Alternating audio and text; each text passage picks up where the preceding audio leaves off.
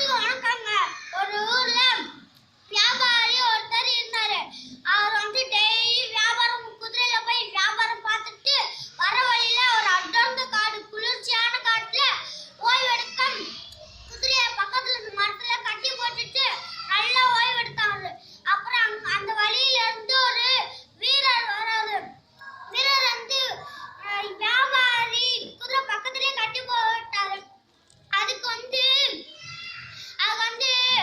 வியாபாரி சொன்னாரு, ஐயா ஐயா வீரரே, உங்க குதிரையை கொஞ்சம் தள்ளி கட்டுங்கள், என் குதிரை வீரமான குதிரை எட்டி உதத்திடும் சொன்னா.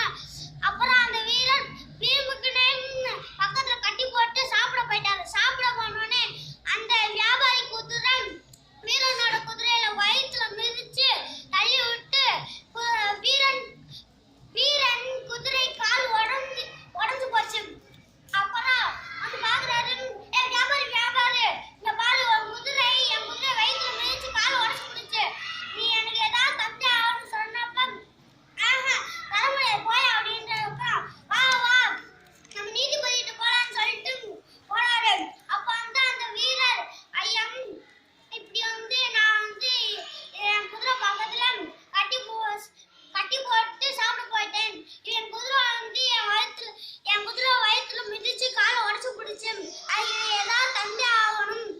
அப்புறம் அந்த வியாபாரிட்ட கேட்கிறாங்க, நீதிபதி கேட்கிறாரு வியாபாரிட்ட, என்ன வியாபாரி இப்படி அப்படின்னு கேட்டதுக்கு அவர் எதுவுமே பேசல.